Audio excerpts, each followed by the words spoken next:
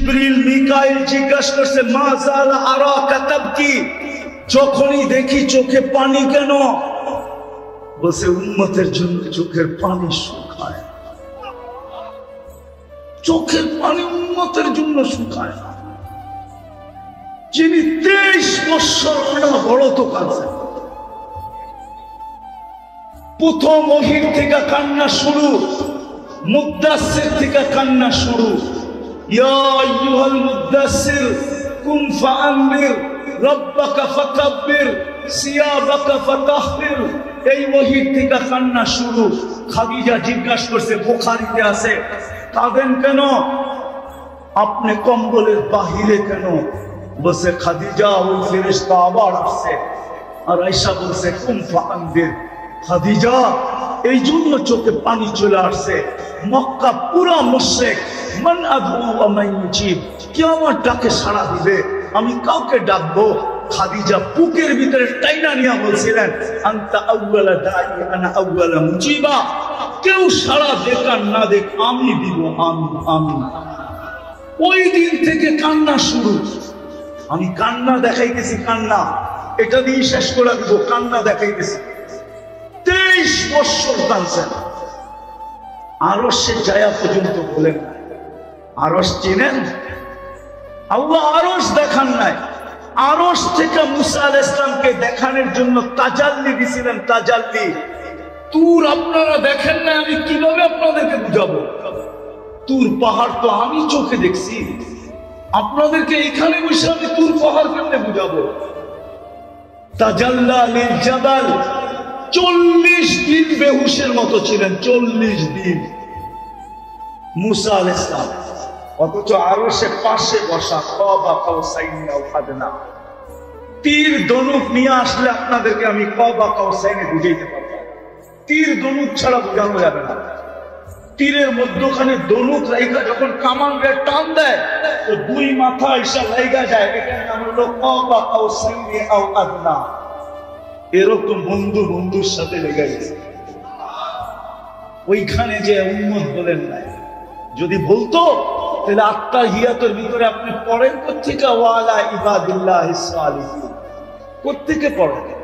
আল্লাহ তো বলে নাই, আল্লাহ তো বলছিলেন আসসালামু আলাইকা আইয়ুহান নবী, বন্ধু আপনার উপরে সালাম। বলতে দেরি, বন্ধু বলতেছে উম্মত, আল্লাহ বলতেছে এখানে উম্মত, জমিনে তো উম্মত আর উম্মত, এইখানে উম্মত, এইখানে উম্মত। তো জবাব দিতেছে আনতা রব্বুল কারীম আনা নবিয়্যুর রহিম, আপনি রব্বে কারীম, আমি নবী রহিম। কাইফা তুদাইয়ু হাদিল উম্মাহ বাইনাল কারীম ওয়ার রহিম, দুইয়ের মাঝে উম্মত উঠবে না, এটা হয়তো হয় কি করে? কি করে হয়? উম্মত উঠবে না, এই টেবিলে না উঠলে আর কোথায় উঠবে? এরকম কাছে আর কবে হবো? এরকম সান্নিধ্য আর কবে মিলবে? এরকম বৈঠক আর কবে হবে? আমি তাখাইয়ুলান বলতেছি। তারপরে আল্লাহ বলছে বন্ধু কি চান? আল্লাহ রসুল বলতেছেন, এটা আল্লাহ রসুল বলছেন যে আমাকে যতটুকু দিলেন এতটুকু আমার উম্মতের জন্য। ওইখানেও আপনাকে বলে মৃত্যুর সময় যখন দুনিয়ার থেকে বিদায় নিয়ে চলে যেতেছেন, লম্বা হাদিসকে আমি শর্ট করতেছি, মালাকুল মউত অনুমতি নিয়ে ঢুকছেন। আল্লাহ রসুল জিজ্ঞাসা করছে আইনা আখি জিবরিল, আমার ভাই জিবরিল কোথায়? ফিস সামাইল উলা, প্রথম আকাশে দেখা আসছি। বলতে বলতে পিছের থেকে সালাম দিয়ে ঢুকছেন, কিন্তু ওনার চোখে পানি ছিল। আল্লাহ রসুল মুহাম্মদুর রাসূলুল্লাহ সাল্লাল্লাহু আলাইহি ওয়াসাল্লাম জিজ্ঞাসা করছেন আতাবকি ইয়া জিবরিল, আপনি কাঁদেন কেন? বলছে ১৬ লক্ষ নবীদের দুয়ারে আমার আসা যাওয়া ছিল, সবার দুয়ারে যতবার না আসছি আপনার দুয়ারে আসছে বেশিবার আসছে। আর আপনার সুবাদে আল্লাহর সান্নিধ্যে ওহী আনার জন্য এর চেয়ে বেশি বার গেছি। আজকে আমি এলপিআরে চলে যাব, আর কোনোদিন ওহীর বাহক হব না, আর কোনোদিন ওহীর জন্য ওই সৈকতময় যাওয়ার সুযোগ হবে না। এই জন্য আমার চোখের পানি। কিন্তু আপনার চোখে পানি কেন? আপনার চোখে পানি কেন? তো রাসূলুল্লাহ সাল্লাল্লাহু আলাইহি ওয়াসাল্লাম, রাসূলুল্লাহ সাল্লাল্লাহু আলাইহি ওয়াসাল্লাম বলতেছে, জিবরিল, জিবরিল, এখনো এক প্রশ্ন বাকি, এই জন্য চোখে পানি। মনে হয় না আমার শাহরাস্তির যুবকরা বুঝবে কি বুঝবে না। বলছে এখনো এক প্রশ্নের উত্তর বাকি, আমার পরে উম্মতকে দেখতে দেখা রাখবে, আমার নিবাদি উম্মতি, আমার পরে আমার উম্মতকে কে দেখা রাখবে, এই জন্য আমার চোখে পানি। আফসোস যদি আমার জাতি বসত, আফসোস যদি উম্মত বসত, আফসোস যদি যুবকরা বসত, আফসোস যদি নারীরা বসত। তো জিবরিল দৌড়ায় গেছে, দৌড়ায় আসছে, জবাব নিয়ে আসছে। আল্লাহ জবাব দিছে, লা আতরুকু উম্মাতাকা ওয়াহদা ওয়ালা ফারদা, আপনার উম্মতকে আমি দেখা রাখবো, বন্ধু আপনি উঠা চলে আসেন। আজও কবরে চোখে পানি, শাহরাস্তির মানুষ। আমার তো মন চায় আমি ডেলি মদিনা ছুটে যাই, কিন্তু হয়তো আমাকে করতে দিবে না, ওই পর্যন্ত পৌঁছতে দিবে না। আমার মন চায় আমি রওজায় কান লাগায়া শুনি, কেননা হায়াতুন নবী, আমাদের নবীজি কবরে এখনো জীবিত। হায়াতুন নবী এখনো কবরে জীবিত। আমার মন চায় কান লাগায় আমি শুনি যে কবরের ভিতর থেকে মনে হয় চিৎকার দিতেছেন, মা বি উম্মতি, হায় আমার উম্মতের কি হলো, হায় আমার উম্মত আমার আদর্শ কেন ছাড়লো, আমার ইজ্জত কেন রাখলো না, আমার লাজ কেন রাখলো না, আমার আদর্শ কেন ছেড়ে দিল।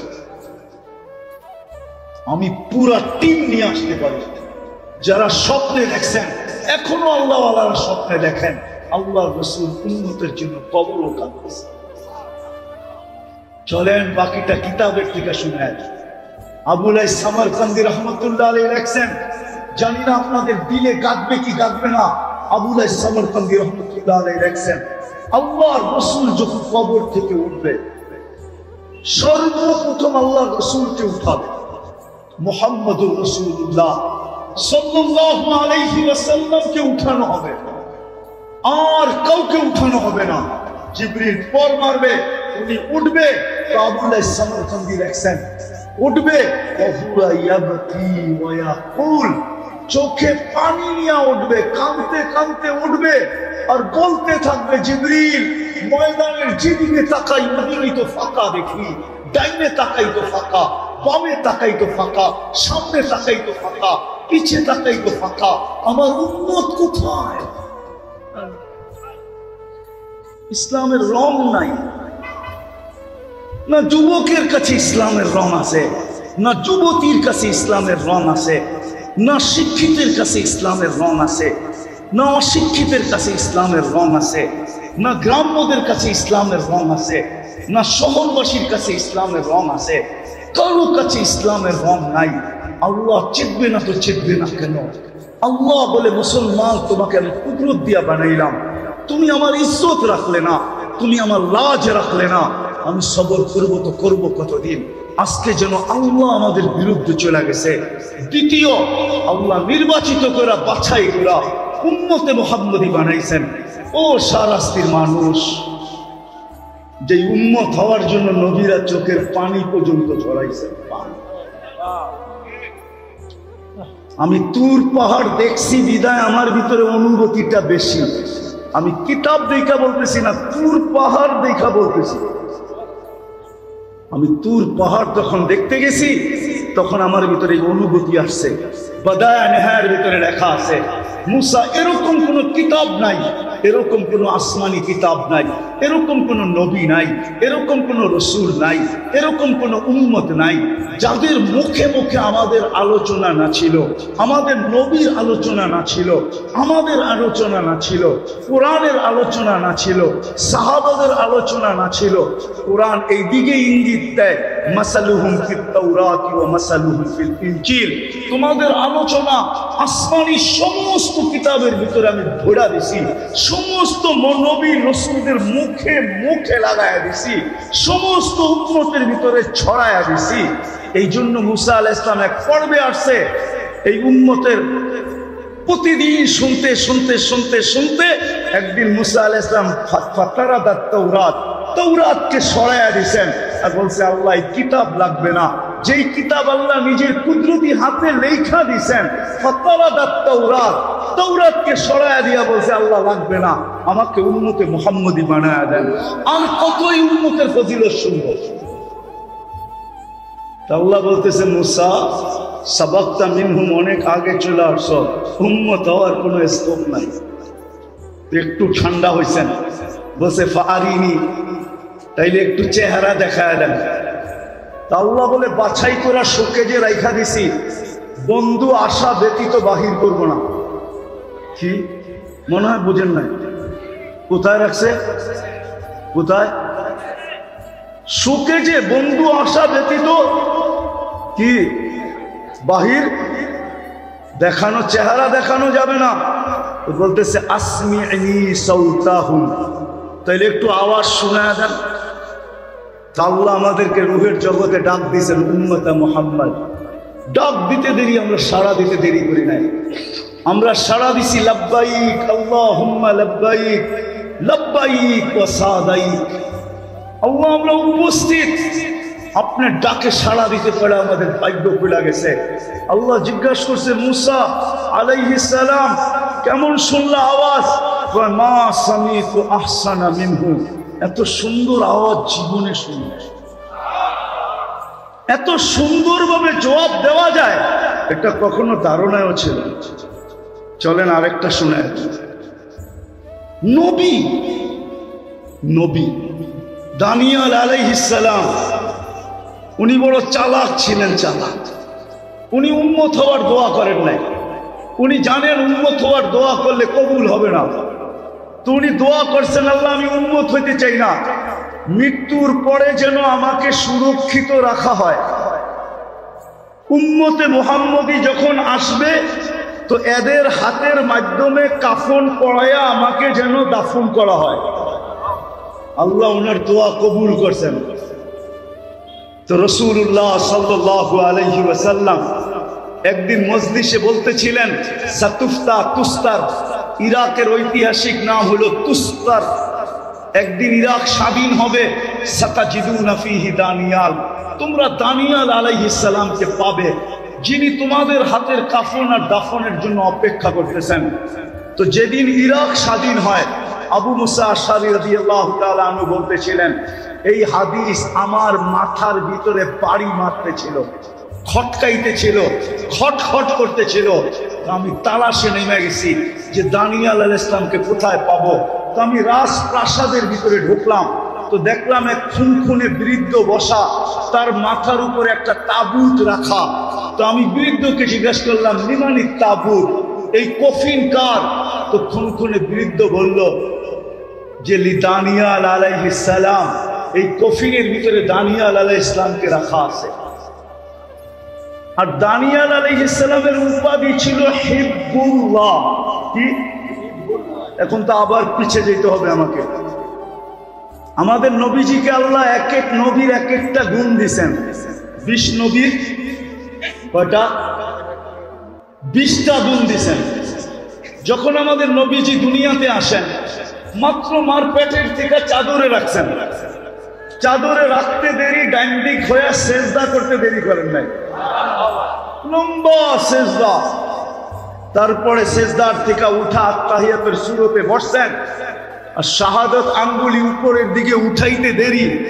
আম্মা জান বলেন সমস্ত জগৎ আলোকিত হইতে দেরি হয় নাই, আর রুম আর পারস্যের সমস্ত উপস্থাপনা আমার সামনে উদ্ভাসিত হইতে দেরি হয়। আমি আশ্চর্য হয়ে দেখতেছিলাম। একটু পরে স্বাভাবিকভাবে শুয়ে পড়ছেন, দৌড়ে যায় কোলে নিছেন। কোলে নিতে দেরি, আকাশের ছাদ ফাটতে দেরি হয় নাই।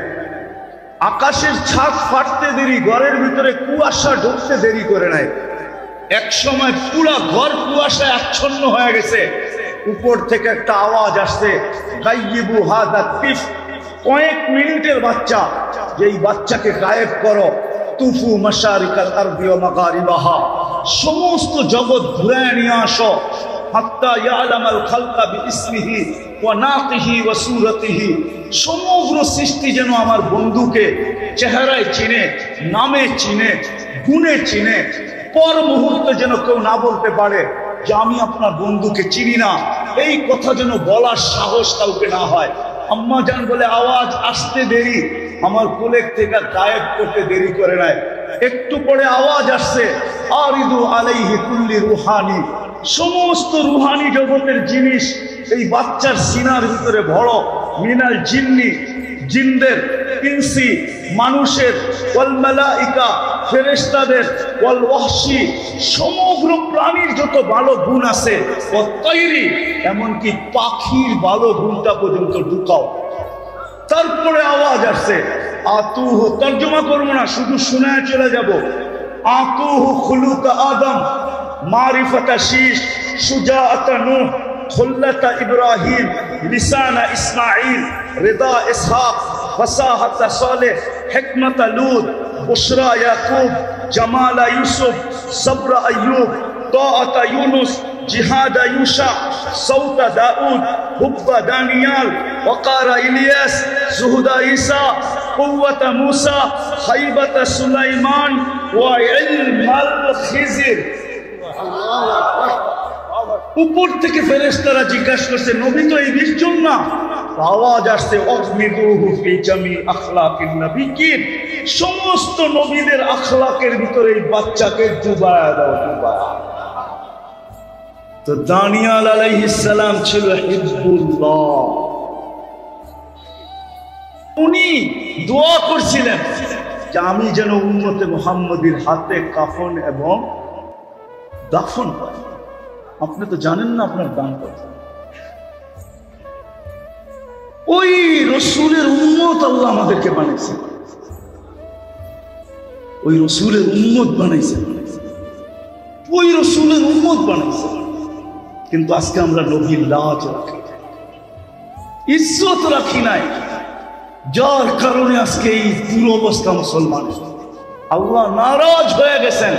আমি নিয়ে যেতেছি জলদি আপনাদেরকে শেষ সীমানায়, অতি তাড়াতাড়ি নিয়ে যাবো। আল্লাহ নারাজ হয়ে গেছেন, আমরা লাজ রাখি নাই, ইজ্জত রাখি নাই, ইজ্জত রাখি নাই। যদিও হুকুম ছিল আমাকে মানো, আমাকে মানো, হুকুম ছিল, আল্লাহর হুকুম ছিল আতিউল্লাহ, আল্লাহকে মানো। কিন্তু এখানে একটা প্রশ্ন ছিল, প্রশ্ন, আপনাকে মানবো তো মানবো কি করে? লা তারাকাল উয়ুন, আপনাকে তো চোখে দেখা যায় না। ওয়ালা তুখালিকুকাদ দুনুন, ধ্যান ধারণায় আনা যায় না। ওয়ালা ইয়াসিফুকাল ওয়াসিফুন, বর্ণনা দিয়ে শেষ করা যায় না। আপনি তো শুধু আল্লাহ না, আপনি তো সাথে সাথে আরো 99টা পদের মালিক।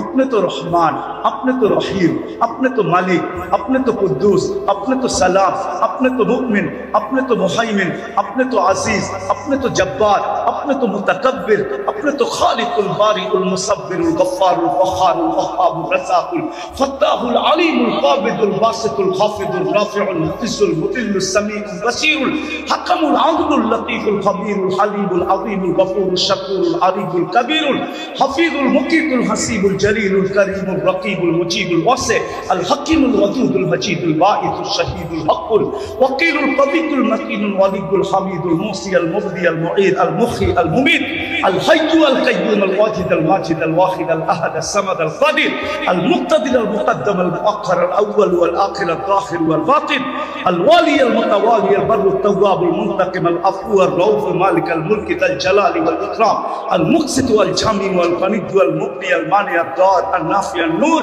الهادي البديع والباقي الوارث والرشيد الصبور جل جلاله আপনি তো 99 পদের মালিক আপনাকে মানব তো কি করে মানব তো আল্লাহ ঘোষণা দিবেন আমাকে মানতে হবে না ইনতু মান আতা আর রাসূল ফাকাদ আতা আল্লাহ যে আমাকে আমার বন্ধুকে মানবে সে যেন আমাকে মানলো আমাকে মানতে হবে না আমার বন্ধুকে মাইনা দেখাবে আজকে আল্লাহ নারাজ এই জন্য নারাজ যে উম্মত তো বলি বটে কিন্তু নবীর আদর্শ থেকে খুব দূরে আজকে নবীর আদর্শ ছেড়ে দিয়েছে ওই রসুলের আদর্শ চলেন 3-4টা দেখায় শেষ করি যে জীবনে কোনোদিন চোখের পানি শুকায় দেখে শাহরাস্তির উলামা, শাহরাস্তির মানুষ ভালো মতে শোনেন। একজনও তো আমার নবীর সাজে সাজানো না। আমার নবীর ইজ্জত তো, আমার বন্ধুর ইজ্জত তো রাখে নাই। আমারটা নিলে বাদে দিলাম, আমার বন্ধুর ইজ্জত রাখতো। কিন্তু আমরা তো মুহাম্মদুর রাসূলুল্লাহ সাল্লাল্লাহু আলাইহি ওয়াসাল্লামের ইজ্জত রাখি। যদিও উনি এখনো চোখের পানি ঝরান, ওই হাদিসগুলা দেখলে আমার ভিতরে কাঁদতে থাকি। যে হাদিসগুলা, মা বিকুম ইদা তাগা নিসাউকুম ওয়া ফাসাকা ফিতিয়ানুকুম, ফিতনার জামানায় মুসলমানদের যে চিত্র বিভিন্ন ফিতনার হাদিসের কিতাবে পাওয়া যায়, ওইগুলা পড়লে তো ভিতরে কান্না আসে। যে আল্লাহর রাসূল মনে হয় এখন চিৎকার দিতেছেন রওজায়ে আতহারে, কেননা হায়াতুন নবী। আমি আপনাদেরকে একটা না 100টা দেখাইতে পারবো, ইতিহাসের পাতায় লেখা আছে। একজন শুধু ইবনে উমর বলতেছে যে আমি দেখলাম সে আকাশের দিকে তাকায় জানি কি বলতেছে, তো ভালো মতে কান পাইতা শুনলাম সে বলতেছে, ইয়া রব্বা মুহাম্মদ উনসুর উম্মতে মুহাম্মদ, ও রব্বে মুহাম্মদ, উম্মতে মুহাম্মদের সাহায্যের সময় কি এখনো আসে না? বলে এতটুকু আওয়াজ বলতে দেরি। আমি উপরের দিকে তাকায় ভাবতেছিলাম দেখি ঘটে তো ঘটে কি, দেখলাম আকাশটা ফাইটা গেল, এক অশ্বারোহী পতাকা নিয়ে বাহির হলো, তার পিছনে সিরিয়ালে অশ্বারোহী বাহির হতে শুরু করলো, আর সেকেন্ড না মিনিটের ভিতরে প্রথম ব্যক্তি আমার মাথার উপরে এসে একটা চিৎকার দিল, আবশিরিয়া উম্মতে মুহাম্মদ, যা আর নসরা রব্বা মুহাম্মদ, উম্মতে মুহাম্মদ তোমাদের সাহায্য চলে আসছে। আরে হায়াতুস সাহাবা উঠান না, পড়েন না, তারিখে সাহাবা পড়েন না, লেখা আছে। বলেন যে আমরা মাত্র 8000 ছিলাম, রুমিরা 1 লক্ষ ছিল। কয়েক মিনিটের ভিতরে রুমিরা ভাগতে শুরু করলো, যে ভাগতে পারলো ভাগলো জান নিয়া, আর বাকি আমরা জাহান্নামে পৌঁছায় দিলাম। গনিমতের মাল জমা করে পাহাড় বানায় দিলাম শুধু একজনের চিৎকারে। আজকে তো বাংলাদেশে প্রত্যেক উলামা ডেলি চিৎকার দেয়, চোখের পানি জড়ায়, কিন্তু 3 মাস হয়ে গেল সাহায্য তো দেখতেছি না। ওইটাই কি সত্য হয় জানি না। যদি জিততে পারে তাহলে বাইতুল মুকাদ্দাসকে তার পরের দিনই ভাঙ্গা হবে, ওইখানে দাজ্জালের জন্য মন্দির বানানো হবে। সাইনবোর্ড আমি 15 বছর আগে দেখা আসছি। আপনি নাউজুবিল্লাহ পড়লে কোনো লাভ হবে না। হ্যাঁ লাভ হবে, যদি 2টা করতে পারি তাইলে লাভ হবে, হইতে পারে লাভ হবে, নাইলে শুধু মুখে নাউজুবিল্লাহ পড়লে লাভ হবে না। রাগ হয়ে যাবেন বলবো, হ্যাঁ এই দয়াপুরেও তো প্রতিবাদ করা হয়েছে না, হয় না? ফিলিস্তিনে ইসরায়েলের বিরুদ্ধে প্রতিবাদ হয় না?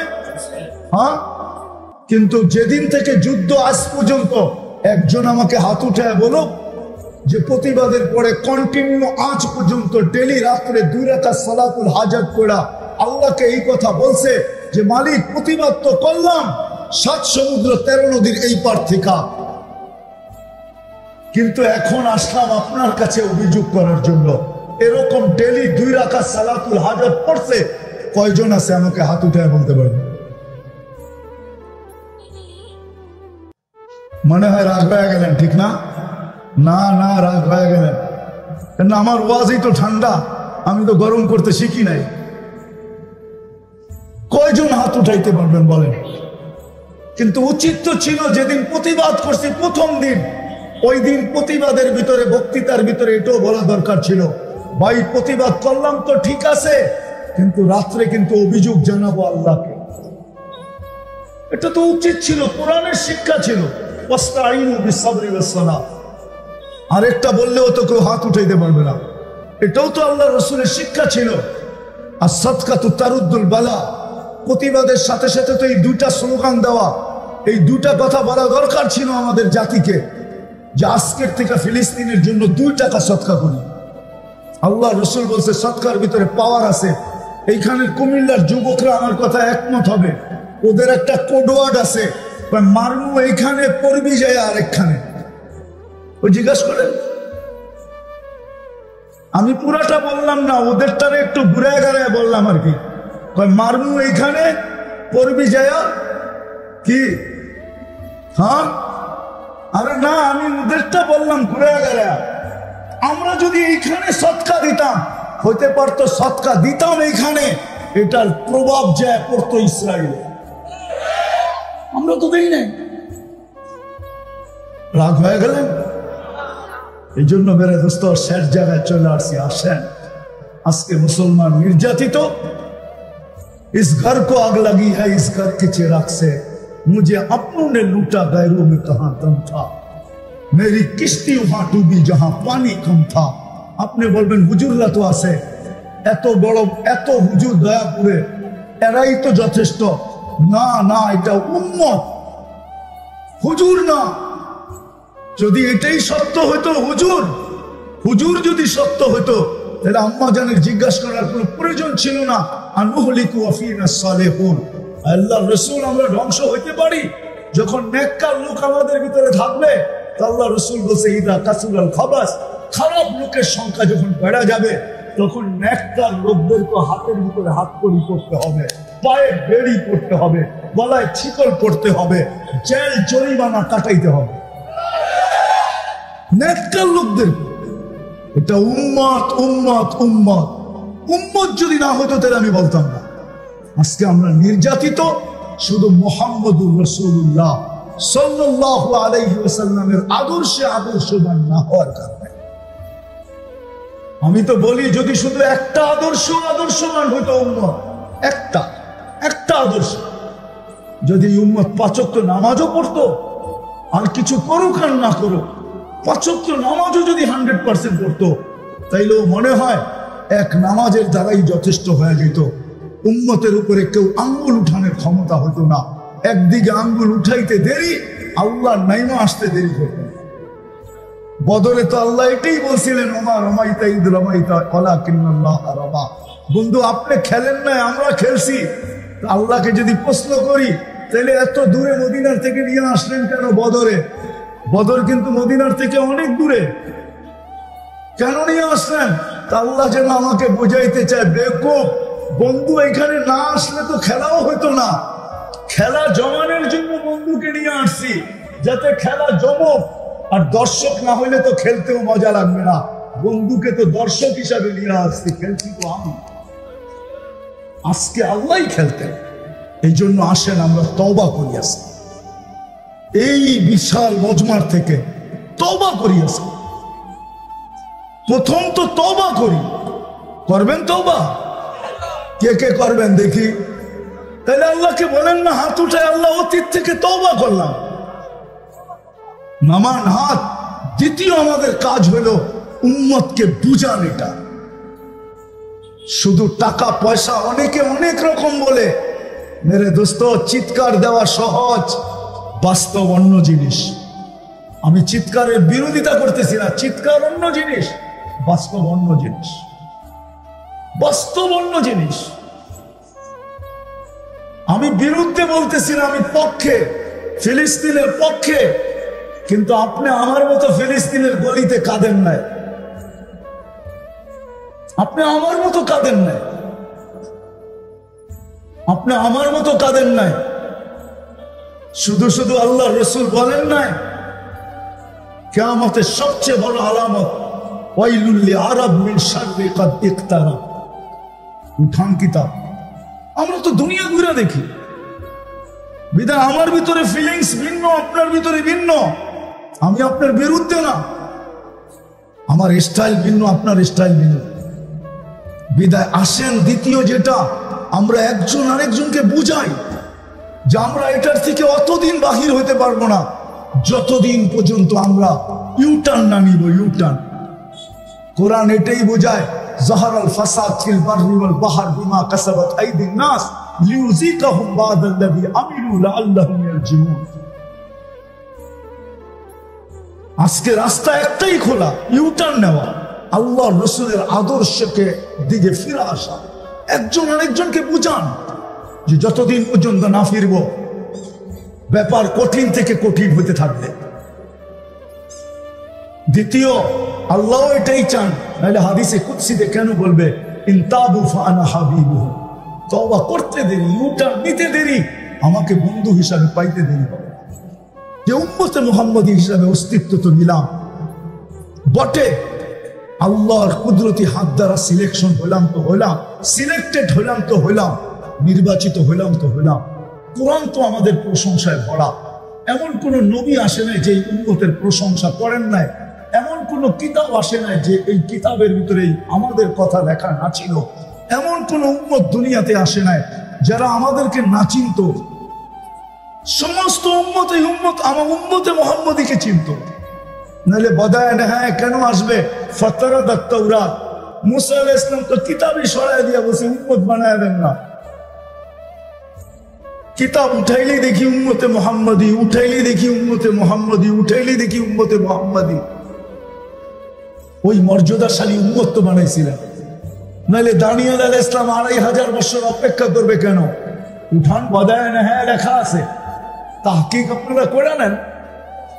আঙ্গুল উঠাইলে ইবনে কাসিরের উপরে উঠাইতে হবে, আমার উপরে কেন উঠাবেন? দানিয়েল আলাইহিস সালাম তো 2500 বছর অপেক্ষা করলো শুধু উম্মতে মুহাম্মদের হাতের ছোঁয়ায় দাফন আর কাফন পাওয়ার জন্য। আল্লাহর রাসূল তো সুসংবাদ দিয়েছেন, সাতাজিদুনা দানিয়াল সাতুফতাহ তুস্তার, একদিন ইরাক স্বাধীন হবে, তোমরা দানিয়েল আলাইহিস সালামকে পাবে, উনি তোমাদের হাতের কাফন দাফন পাওয়ার জন্য অপেক্ষা করতেছে। পাবেন আপনার কত বড় মর্যাদা? কোরআন দিব, কোরআন। হায় হায়, আজকে উম্মত মুসলমানের ঘরে জন্ম নিছে বটে, কিন্তু ইসলামের রং মুসলমানের উপরে নাই। উম্মতে মুহাম্মদী বটে, কিন্তু উম্মতে মুহাম্মদীর ইসলাম মুহাম্মদ সাল্লাল্লাহু আলাইহি ওয়াসাল্লাম কালচার থেকে উম্মত বহু দূরে। বরং এই কথাটা বললে কোনো অসত্য হবে না, আজকে সবচেয়ে বেশি আল্লাহর রাসূলের আদর্শ আমাদের ঘরে দীক্ষিত, আমাদের ঘরে ঘৃণিত, আমাদের ঘরে অবহেলিত, আমাদের ঘরে লাঞ্ছিত, আমাদের জীবনে লাঞ্ছিত, আমাদের দেহে লাঞ্ছিত, আমাদের সমাজে লাঞ্ছিত, আমাদের যুবকদের কাছে লাঞ্ছিত, আমাদের নারীদের কাছে লাঞ্ছিত। তো আপনি দুনিয়ায় নিষ্পেষিত হবেন না তো হবে কে? কে হবে? আমাকে যুক্তি দিয়ে বুঝান, কে হবে নিষ্পেষিত? আমরা নিষ্পেষিত আজকে এই জন্যই, আজকে আমরা নিষ্পেষিত এই জন্য, আজকে মুসলমান। হায় হায় হায়, অথচ একটা দিন এরকম ছিল যে সংখ্যায় ছিল না বটে, পেটে বাতও ছিল না, গায়ে কাপড়ও ছিল, বাতও ছিল না, কাপড়ও ছিল না। আমি গাড়িতে আসতে আসতেই স্টাডি করতেছিলাম, তো ওমর রাদিয়াল্লাহু তাআলা আনহুর জামানায় যখন 4 মহাদেশ ওনার পায়ের নিচে, 4 মহাদেশ 33 লক্ষ বর্গ মাইল যখন ওনার পায়ের নিচে, তো আশারায় মুবাশশারার থেকে 5 জন একত্রিত হয়েছে যে এত 4টা মহাদেশ ওনার পায়ের নিচে, উনি কাপড় পরে কি দেখো, সারা দুনিয়ার উফুদ ওনার কাছে, প্রতিনিধিরা ওনার কাছে আসে, আর উনি শততালির কাপড় পরে বসে থাকে, আর ওনার দস্তরখানের রুটি উনি ব্যতীত আর কেউ চাবায় খাইতে পারে না, কেননা চাবাইলেই গলায় আটকায় যায়। ওনার বেশভূষা দেখো, খাওয়া দাওয়া দেখো। চলো আমরা সবাই মিলে একটা মশওয়ারা করি, উনি যেন এটা একটু চেঞ্জ করে। কাহিনী বড় লম্বা। আলী রাদিয়াল্লাহু তাআলা আনহু ছিলেন, আলী রাদিয়াল্লাহু তাআলা আনহু বলতেছেন, যতই মশওয়ারা করো মানবে না, আমি তো বইলা দিলাম মানবে না। তো বলছে আমরা মানানের লোক দিয়ে মানাবো। তো বলছে কিভাবে? ওনার মেয়েকে পাঠাবো, যে হাফসা রাদিয়াল্লাহু, আম্মা জান হাফসা রাদিয়াল্লাহু তাআলা আনহাকে, আর আম্মা জান আয়েশা রাদিয়াল্লাহু তাআলা আনহাকে পাঠাবো, 2 জন ওনাকে রাজি করবে। আলী রাদিয়াল্লাহু তাআলা আনহু মুস্কি মুস্কি হাসতেছেন আর বলতেছেন, জার্নিব, চেষ্টা করে দেখো মানে কিনা, চেষ্টা করে দেখো মানে কিনা। তো 2 জন যখন আসছেন, তো মুতাকাল্লিম কে হবে, কথা কে বলবে? তা আম্মা জানকে নির্ধারণ করা হয়েছে আয়েশা রাদিয়াল্লাহু তাআলা আনহা কথা বলবে। আয়েশা আম্মা জান বলছে, আমিরুল মুমিনিন,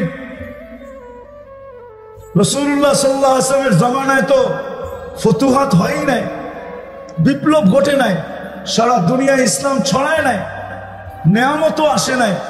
বিদায় উনি যেইভাবে ছিলেন ওইভাবেই জীবন কাটায় চলে গেছেন। আমার আব্বাজানের জমানায়ও তো হয় নাই, বিদায় উনিও যেইভাবে ছিলেন ওইভাবে জীবন কাটায় চলে গেছেন। আপনার জমানায় তো 4 মহাদেশ পায়ের নিচে, ফুতুহাত আর ফুতুহাত, বিজয় আর বিজয়, মাল আর মাল, আর সারা দুনিয়া আপনার কাছে আসে। আমিরুল মুমিনিন, আপনি যদি একটু পোশাক আশাক চেঞ্জ করতেন, একটু আপনার খাওয়া দাওয়া চেঞ্জ করতেন, এই মোটা মোটা রুটি খান, একটু পাতলা রুটি যদি খাইতেন, আপনার বিছনাটা যদি একটু সুন্দর হইতো। আমিরুল মুমিনিন আয়েশা জিজ্ঞাসা করতেছে যে তোমাদেরকে কে পাঠাইছে আগে বলো। যদি অভয় দেন তাইলে বলতে পারি। আমিরুল মুমিনিন বলতেছে অভয় না, আমি যদি জানতে পারি যে কে পাঠাইছে তাইলে মারতে মারতে মারতে মারতে লহু লাহান করে দিব, রক্ত বাহির করে দিব। তারপরে গর্জন দিয়ে বলতেছিলেন নিজের মেয়েকে, লম্বা কাহিনী, যে তুমি বলো আল্লাহ রসুলের জীবন কিরকম ছিল। তারপরে উনি বলতেছেন দেখো 3 জন লোক বন্ধু ছিল, প্রথম জন তার গন্তব্যে পৌঁছে গেছে, দ্বিতীয় জন তার গন্তব্যে তার নকশে কদমে চলে গন্তব্যে পৌঁছে গেছে, আমি তৃতীয় রয়ে গেছি। তোমরা কি আমাকে জায়গার থেকে সরায় দিতে চাও যে আমি আমার ওই 2 বন্ধুর সাথে সম্মিলিত না হতে পারি? হায় পূজার বিষয়। আজকে আমরা নির্যাতিত এই জন্য যে আমরা আল্লাহ রসুলের ইজ্জত রাখি নাই, আদর্শের ইজ্জত রাখি নাই। জাত তো জাত, আল্লাহ রসুলের আদর্শের ইজ্জত রাখি নাই। বাংলাদেশের মানুষ আশেকে রসুল বলে তো বটে, নবীর ইশকের কথা বলে বটে, কিন্তু নবীর আদর্শ ইজ্জত আমরা রাখি নাই। যার কারণে আজকে আমরা ইসলামের ইজ্জত রাখি, যার কারণে আমরা নির্যাতিত। নাইলে এই হাদিস সত্য হইতো তো হতো কি করে? আমি তো বড় দূর থেকে টাইনা চিত্র আপনাদের সামনে তুলে ধরতে চাইলাম যে ডেলি 32 বার আশ্রয় চাই, অথচ উনি বলে আমি গফুর রহিম। অথচ উনি বলে তোমরা চাইতে দেরি, আমি দিতে দেরি করবো না। ডেলি 32 বার তো চাই, আবেদন তো করি, কখনো একা করি, কখনো ইমামের মাধ্যমে করি, কখনো এখানে বৈশা করি, কখনো বাইতুল্লাহ স্বয়ং ওনার ঘরে যায়া করি, কখনো মদিনা মুনাওয়ারা যায়া করি। সব জায়গায় তো মুসলমান আবেদন করতেছে বাঁচা, কিন্তু আর তারপরও নির্যাতিত কেন? আল্লাহ আমাকে এটাই বোঝায় যে আমি বাঁচাবো তো বাঁচাবো কি করে? তোমরা আমার ইজ্জত রাখলা তো রাখলা কতটুকু? তোমরা তো ইসলামের ইজ্জত রাখো না। সত্য এটাই। এই জন্য আমাদের কাছে তো ইসলামের মহত্ব নাই, গুরুত্ব নাই। আজকে মুসলমানের কাছে ইসলাম দীক্ষিত। যদি দীক্ষিত না হইতো তাহলে মুসলমান সমাজ বিজাতির রঙে রঙে কি পুরা। তারপরও আপনি সাহায্য চান, আল্লাহ বলে আমি সাহায্য করব তো করব কি করে? যে মা বি উম্মতি, আমার উম্মতের কি হইলো? এরা এরকম কেন হয়ে গেল? এরা ভুলে গেল আমি এদের জন্য চোখের পানি কোনোদিন বন্ধ করি নাই। তাহকিক আপনারা করে নিয়েন। জিবরিল আর মিকাইল জিজ্ঞাসা করছে মা জালা আরাকা তাবকি, যখনই আপনাকে দেখি কাঁদেন কেন? বসে উম্মতের জন্য চোখের পানি থামে। মৃত্যু লগ্নে চলে যাবেন এখন আল্লাহর সান্নিধ্যে, তখনও চোখ বায়া পানি পড়তেছিল। জিবরিল আলাইহিস সালাম জিজ্ঞাসা করছে আতাবকি ওয়ান্তা ইলা রাফিকিল আলা, এখনো কাঁদেন? আপনি আল্লাহর সান্নিধ্যে চলে যাবেন এখনই। আল্লাহু ইয়ান্তাযিরু, আল্লাহ আপনার অপেক্ষায় অপেক্ষমান। উর্দু জগতে খুশি চলতেছে, হাবিব ইয়াসিরুল হাবিব, বন্ধু আজকে বন্ধুর কাছে চিরদিনের জন্য চলে আসবে। আপনি কাঁদেন কেন? তো বলছে ফামাল লিবাদি লিউম্মতি, আমার পরে আমার উম্মতকে কে দেখারা? ওই রসুলের আদর্শ। আমরা নির্যাতিত হব না তো হব কে বলেন? আবুল সামরকান্দি রহমতুল্লাহ আলাইহি লেখছেন যে আল্লাহর রসুল কবর থেকে যখন উঠবেন তখনও চোখে পানি থাকবে, ওয়াহুয়া ইয়াবকি, একদিকে চোখে কান্না থাকবে, মুখে বলতে থাকবে আইনা উম্মতি আইনা উম্মতি ইয়া জিবরিল, জিবরিল আমার উম্মত কোথায়? যেদিকে তাকাই ওদিকেই তো খালি দেখা যায়, ধুধু মাঠ, আমার উম্মত কোথায়? তো জিবরিল বলবে মা শাক্কাল আরদা আহাদুন ইল্লা আনতা, আপনি ব্যতীত জমিনের উপরে কাউকে উঠানো হয় না, আমি তো জানি না আমাদের ভিতরে দিল আছে না পাথর আছে। এখন পর্যন্ত কাউকে উঠানো হয় না। আপনি অস্থির হয়েন না, আপনি চিন্তিত হয়েন না, উম্মত ওঠে নাই। আমার সমাজের মানুষ তো পাওয়া যায় যে ইউনিয়ন পরিষদের একটা চেয়ারের জন্য নিজের তাজা রক্ত ঢাইলা দিতে দ্বিধা করে না, স্ত্রীকে বিধবা করতে দ্বিধা করে না, বাচ্চাদেরকে এতিম করতে দ্বিধা করে না, মা বাবার বুক খালি করতে দ্বিধা করে না। আমাদের নবীজিকে তো কিয়ামতের দিন মাকামে মাহমুদ দিবেন। চিনেন মাকামে মাহমুদ কি জিনিস? শুধু তো এটাই পড়ি, ফাতাহাজ্জাত বিহি নাফিলাতাল লাক আসা আইয়াব আসাকা রাব্বুকা মাকামান মাহমুদা। কোনদিন তো মাকামে মাহমুদে ডুব দিয়া দেখি না যে মাকামে মাহমুদ জিনিসটা কি, এটা কোন চেয়ার। কিন্তু আল্লাহ রসুলকে তো নিয়ে যাওয়া হবে, উনি তো এখানে বসবেন না, উনি তো হাত রেখে দাঁড়ায় থাকবেন। আল্লাহ বলবে বন্ধু বসেন। আল্লাহ জানেন, বলবে যে 3 জায়গায় ছুটাছুটি করবে ও বসে, তো বসে কি করে? আর আপনি কি করতে চাইতেছেন? আমাকে বসায় দিয়ে উম্মতকে পার করায় দিবেন? আমি বসবো না, কি করবেন? 3 জায়গায় ছুটবো, হাউজে কাউসারে যাব, ওয়াদা দিয়ে আসছি উম্মতকে, মাওয়াইদুকুমুল হাউজ, তোমাদের সাথে হাউজে সাক্ষাৎ হবে। আমি নিজের হাতে উম্মতকে পানি পান করাবো হাউজে কাউসার, যেটা পান করার পরে আর কোনোদিন পিপাসা আসবে না। আল্লাহ রসুল পান করায় দিবে আর বলবে ইশরাব লা তাজমান বাদাহা আবাদা, পান কর, কোনোদিন আর পিপাসা তোর কাছে আসবে। আমি ওইখানে পানি পান করাবো, তারপরে মিজানের কাছে ছুটবো। পাল্লা যদি সামনে না ঝোঁকে তো আপনার প্রতিশ্রুতিগুলো কাজে লাগাবো। আপনি আমাকে বলছেন সাল তোতা শাফি তুষাফা, আপনি আমাকে বলছেন লা ইউখজিকা ফি উম্মতি, আপনি কোরআনে বলছেন সাউফা ইউতিকা রাব্বুকা ফাতারদা। সবগুলোকে আমি মিজানের ওইখানে আমি প্রয়োগ করব। পাল্লা সামনে না ঝুঁকলে হাত উঠায় এখানে ছুটব, তারপর আমি পৌঁছাতে যাব। যদি উম্মত পার না হইতে পারে তো দুরুদের গাঠি মাথায় দিয়ে পার করায়। আমি 3 জায়গায় ছুটবো আর চিৎকার দিতে থাকবো উম্মতি উম্মতি উম্মতি। আজকে আমাদের নির্যাতিত হওয়ার কারণ শুধু আর শুধু বিজাতির ইশক, বিজাতির আদর্শের ইশক বা বিজাতির আদর্শের সাজা, এটাই আমাদের নির্যাতিত হওয়ার সবচেয়ে বড় কারণ। নইলে রব্বে কাবার কসম, একদিন ছিল একজন হাত উঠাইতে দেরি, আকাশ থেকে ফেরেশতা নামতে দেরি করে। আমার কথা কিন্তু খুব ধ্যান দিয়া শুনতে হবে, আওয়াজ সুর তো হবে না, আর আমি গরমও করতে পারবো না, ঠান্ডা ঠান্ডা হবে তো। এই জন্য ধ্যান দিয়া শুনলে আশা করি বুঝে আসতে পারে। আর দিনই কথা শোনার নিয়মই এটা, ফাস্তামিউ, যত বেশি দিলের কান দিয়া শুনবে, আনসিতু, যত বেশি চুপচাপ শুনবে তত বেশি ভিতরে কাঁদবে। আমি নিয়ে যাইতেছি ওইদিকে, যা বুঝাইতে চাইতেছি। তো যত বেশি দিলের কানে শুনবো, আওয়াজহীন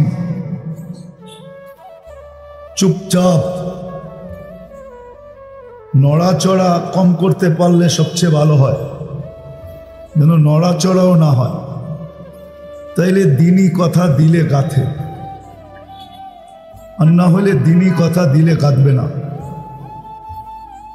একদিন দেখা যাবে শোনার মাত্রা অনেক হবে, জানার মাত্রা অনেক হবে, শিখার মাত্রা অনেক হবে, কিন্তু আমলের মাত্রা দিন দিন কমতে থাকবে।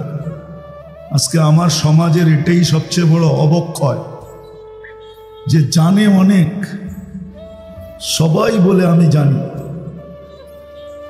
শুনে অনেক, জানে অনেক, শিক্ষায় দীক্ষায় কেউ কম না, কিন্তু মানার দিক দিয়ে দেখলে দেখা যায় যে বড় কম। মানার দিক দিয়ে বিলকুল কতটুকু কম বলবো এটা বুঝতে পারতেছি না, মানার দিক দিয়ে অনেক কম। এই জন্য আমি আশা রাখবো যে সবাই দিলের কানে চুপচাপ শুনবে। হ্যাঁ, যখন আওয়াজের প্রয়োজন হবে, আওয়াজের প্রয়োজন যাদের কথায় হয়, ওইখানে তোমরা আওয়াজ করবে, আমার কোনো আপত্তি নেই। কিন্তু আমার কথায় কোনো আওয়াজ হবে না, বিলকুল চুপচাপ। তো আমি যেটা বুঝাইতেছিলাম যে মুসলমানের ঘরে আমাদের অস্তিত্ব, আরেকটা শব্দ যোগ করা যায়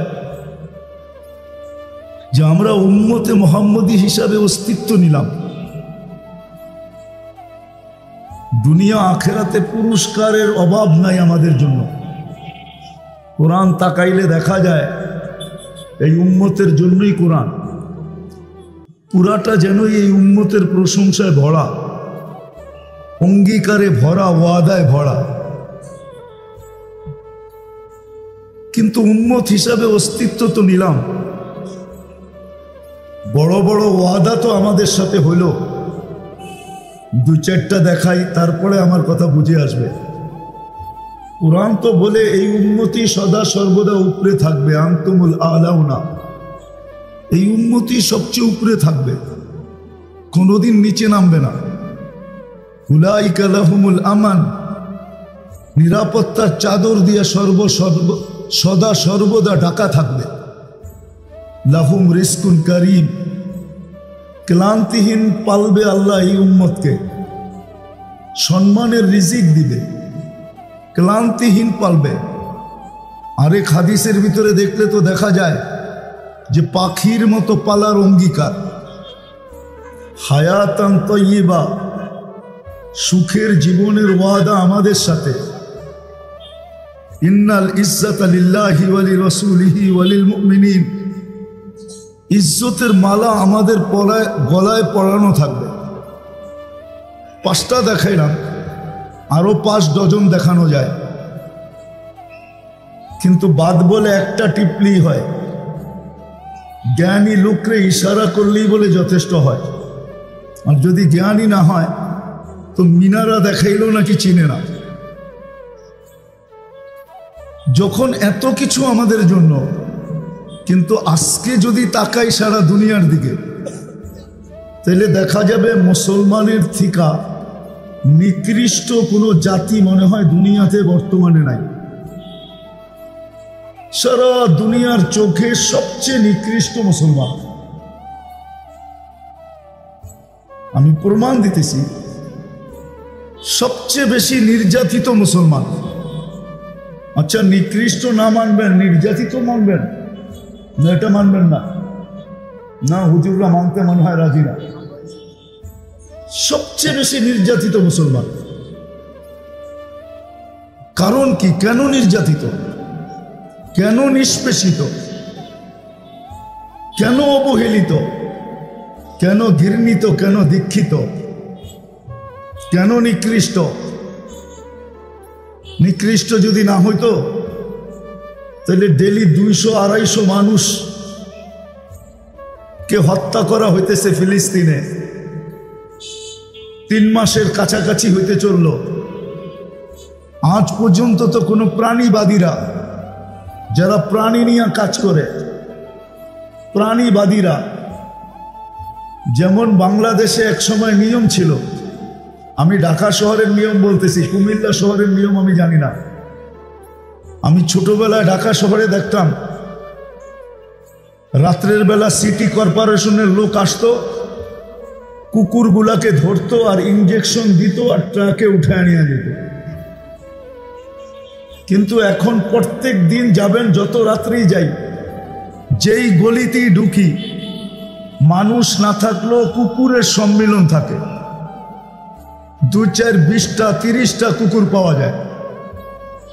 কেননা প্রাণীবাদীরা ওনা কোর্টের মাধ্যমে এটা করাইছেন যে না, কুকুরকে আর এইভাবে ইঞ্জেকশন দিয়ে মারা যাবে না। তো ডেলি 300 লোক 200 লোক মারা যায়। কিন্তু আজ পর্যন্ত প্রাণীবাদীরা ছোট একটা প্রতিবাদ পর্যন্ত কোনো পত্রিকায়, কোনো মিডিয়ায়, কোনো হোয়াটসঅ্যাপে, কোনো ফেসবুকে কোথাও ওরা দেয় না। আপনারা জানেন দিছে? প্রাণীবাদীদের পক্ষ থেকে যে এতগুলা মানুষকে কেন রাতের অন্ধকারে মারা হয়, নিরীহ মানুষগুলাকে, ছোট ছোট বাচ্চাগুলাকে, মহিলাদেরকে, ওরা কোনো প্রতিবাদ করে নাই। কেননা ওরা এটাতে একমত যে মুসলমান মারা যাইতেছে এটা প্রাণীর কাতারে পড়ে না। কিন্তু আমার বিশ্বাস এতগুলা কুকুরও যদি মারা যেত, একত্রিত করে কোথাও রাতের অন্ধকারে কেউ বোম মারা মারত, তাহলে আমার বিশ্বাস প্রাণীবাদীরা চিৎকার দিতে দিতে দিতে দিতে মিডিয়াকে আন্ধার করে ফেলত। কিন্তু ওরা আজকে কোনো চিৎকার দেয় না। এটা দিয়ে আমি বুঝাইতে চাইতেছিলাম যে ওদের চোখে কিন্তু মুসলমান বড় নিকৃষ্ট। বাকি আমি এটা উদ্রু করলাম, কেননা নিকৃষ্ট আমরা মানতে চাই না। মুসলমানের চোখে না, কোরআনের চোখে না, হাদিসের চোখে না, আল্লাহর চোখে না, বর্তমান দুনিয়ার চোখে আমি বুঝাইতে চাইতেছি। সবকিছু বাদেই দিলাম, শুধু এটাকেই নিলাম যে আমরা আজকে নির্যাতিত কেন। অথচ কোরআন তো বলে আমরা সবার উপরে থাকব, কিন্তু দুনিয়াতে আমরা সবার নিচে কেন? উম্মতে মুহাম্মদী হওয়া সত্ত্বেও বাবার বিষয় কিন্তু চিন্তা করার বিষয়, আমরা নির্যাতিত কেন? আবার ওদের হাতে নির্যাতিত, ধ্যান দিয়া শুনতে হবে। কিন্তু আমরা কিন্তু ডেলি 32 বার আল্লাহর কাছে বলি যে আল্লাহ ইহুদি নাসারার হাত থেকে আমাদেরকে বাঁচান, গায়রিল মাগদুবি আলাইহিম ওয়ালাদ-দাল্লিন। এটা কিন্তু প্রত্যেক রাকাতে আমরা বলি যে আমাদেরকে ইহুদি নাসারার হাত থেকে বাঁচান। আদর্শ থেকে বাঁচানো মানে ওদের হাত থেকেও বাঁচানো। কিন্তু আজকে শত শত বৎসর আমরা এই দুই জাতির হাতে নির্যাতিত কেন? কি ফিলিস্তিন আলারা কার হাতে নির্যাতিত? কত বৎসর ধরে? আজকে 75 বৎসর ধরে নির্যাতিত। ওইখানেও তো ডেলি পড়ে না, প্রত্যেক রাকাতে এটা পড়ে না। আপনারা পড়েন? কি বুঝা পড়ি? আমি তো আল্লাহর কাছে ডেলি পানা চাইতেছি, আশ্রয় চাইতেছি, আবেদন করতেছি। সূরা ফাতিহা তো দরখাস্ত, আবেদন তো করতেছি আমাদেরকে এদের হাত থেকে বাঁচান। কিন্তু আমরা এদের হাতে নিষ্পেষিত কেন? কারণটা কি? যতক্ষণ পর্যন্ত রোগের কারণ না ধরা যায় ততক্ষণ পর্যন্ত রোগ নির্মূল করা যায় না। আজকে আমাদের ভাবা উচিত কারণটা কেন, কারণ কি? সংখ্যায় তো মুসলমান কম না, আজকে দুনিয়াতে 200 কোটি মুসলমান। অর্থের দিক দিয়ে যদি দেখি তাহলে সারা দুনিয়ার 70% সম্পদ মুসলমানের কাছে। সারা দুনিয়ায় যত সম্পদ আছে এটার 70%, 70% আল্লাহ মুসলমানের কাছে রাখছেন। দুনিয়ার সবচেয়ে বড় টাকা আল্লাহ মুসলমানকে দিয়েছেন। মুসলমানের চেয়ে বড় কোনো টাকা দুনিয়াতে কারো কাছে নাই। কুয়েতের টাকা দুনিয়ার সবচেয়ে বড় টাকা। 1 টাকা দিলে এখনো $5 পাওয়া যায়, $5। জিজ্ঞাসা করেন যারা কুয়েতে থাকে, আপনাদের এলাকায় তো প্রবাসী লোক অনেক বেশি, কুমিল্লা নোয়াখালী অঞ্চলে, এদেরকে জিজ্ঞাসা করেন 1 দিনারে কয় ডলার পাওয়া যায়। সংখ্যায়ও আমরা বেশি, সম্পদও আমরা বেশি, দুনিয়ার সবচেয়ে বড় টাকা আমাদের কাছে। দুনিয়ার সবচেয়ে বেশি প্রসাধনী ব্যবহার করে মুসলমান। মুসলমানের চেয়ে প্রসাধনী কেউ বেশি ব্যবহার করে না। দয়াপুরের এক একটা বাড়ি যায় দেখেন, এক একটা শোরুমকে হার মানায় দিবে, এত প্রসাধনীর জিনিস। প্রসাধনী বোঝেন তো? ফার্নিচার, কাপড় চোপড়, হ্যাঁ, সোনা গয়না, ঠিক না? মেকআপ শেকআপের জিনিস, এক একটা বাড়ি যায় দেখেন আমাদের দেশে, প্রত্যেক অঞ্চলে, শুধু দয়াপুর না, বড় বড় শোরুমকে হার মানায় ফেলবে। বড় শোরুমেও এত দামি দামি জিনিস নাই, কিন্তু সবচেয়ে বেশি প্রসাধনী ব্যবহার করে মুসলমান, সবচেয়ে বেশি কাপড় ব্যবহার করে মুসলমান, সবচেয়ে বেশি ব্র্যান্ড ব্যবহার করে মুসলমান। দুনিয়ায় যত ব্র্যান্ড তৈরি হয়েছে শুধু চলমান মুসলমানের কারণে। মুসলমান যদি না কিনতো ব্র্যান্ডের, তো দুনিয়ার কোনো ব্র্যান্ড টিকা থাকার মতো ছিল না। আপনি আমাকে বুঝাইতে হবে না তো, কারণ আমি তো দুনিয়া চষা বেড়াই, আমার কামই হলো দুনিয়া ঘুরা। আমি বড় কাছের থেকে দেখি। বাংলাদেশে পাওয়া যাবে যার জুতার দাম 20 লাখ টাকা। নেটে সার্চ দেন, এখনই চলে আসবে। বাংলাদেশে এরকম লোক পাওয়া যাবে যার জুতার দাম 20 লাখ টাকা। পায়ে দেয় না মাথায় দেয়? হ্যাঁ, 20 লাখ কোথায় দেয়? এটা তো মাথায় রাখা দরকার ছিল, ঠিক না?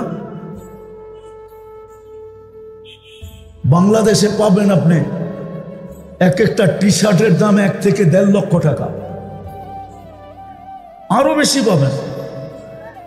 কিন্তু দুনিয়ার সবচেয়ে বড় ধনী যে বিল গেটস, নেটে সার্চ দিয়া দেখেন ওর টি শার্টের দাম কত, ওর প্যান্টের দাম কত। দুনিয়ার সবচেয়ে ব্র্যান্ড ব্যবহার করে মুসলমান। কিছু যুবকের চেহারা দেখতেছি, এই জন্য বলতেছি, এরা নেটে সার্চ দিয়া দেখো, দুনিয়ার সবচেয়ে দামি জিনিস ব্যবহার করে মুসলমান। ওই গাড়ি আমেরিকার প্রেসিডেন্টের কাছেও নাই, যেই গাড়ির পার্টস সোনা দিয়া বানানো, সোনা দিয়া, ওটা মুসলমানের কাছে আছে। ব্রুনাইয়ের প্রেসিডেন্টের গাড়ির পার্টস সোনা দিয়া বানানো। সবচেয়ে দামি জিনিস, তারপর নির্যাতিত কেন? সর্বদিক দিয়ে আল্লাহ মুসলমানকে বেশি দিলেন, নির্যাতিত কেন? এটাই একটু বুঝাইতে চাইতেছি অল্প সময়ের ভিতরে। আল্লাহ করুক, বুঝে আসো। আবার স্টাইলের দিক দিয়া বিজাতিদের থেকে, মুসলমানের থেকে স্টাইল দুনিয়ার কেউ জানে না। আপনি আপনার কুমিল্লা এইখানে যারা বসা আছে দেখেন, যেই যুবককে দেখবেন এর চুলের স্টাইল ভিন্ন। এক স্টাইলে দুইজনের চুল কাটা পাবেন না আপনি। এরা সারা দিন রাত নেটের ভিতরে শুধু চুলের স্টাইল দেখতে থাকে। যার যেটা পছন্দ হয় ওটাকে স্ক্রিনশট দেয়, তারপরে নিয়ে যায় সেলুনে। ওর সর্বনাশ হয় আর সেলুনওয়ালার পৌষ মাস হয়। জিজ্ঞাসা করেন, এরা যে ডিজাইন নিয়ে যায়, ওটা সাধারণ চুল কাটার যে টাকা নেয়, আপনাদের এখানে সাধারণভাবে চুল কাটায় কয় টাকা নেয়? হ্যাঁ, কত? 50 টাকা, ঠিক না? ওই পাশের যুবককে জিজ্ঞাসা করেন, স্ক্রিনশটে নিয়ে গেলে কয় টাকা নেয়? 50 টাকা। ও তো ডিজাইন দেখা দাম নির্ধারণ করে। আগে ডিজাইন দেখে দেখা চেহারাটা একটা বেঁকা করে, তারপরে বলে এটা 300 টাকার কমে কাটা যাবে না। আর যুবকরাও বলে টাকার প্রশ্ন না, ডিজাইন হওয়া চাই, আমি কিন্তু মিলায় নেব।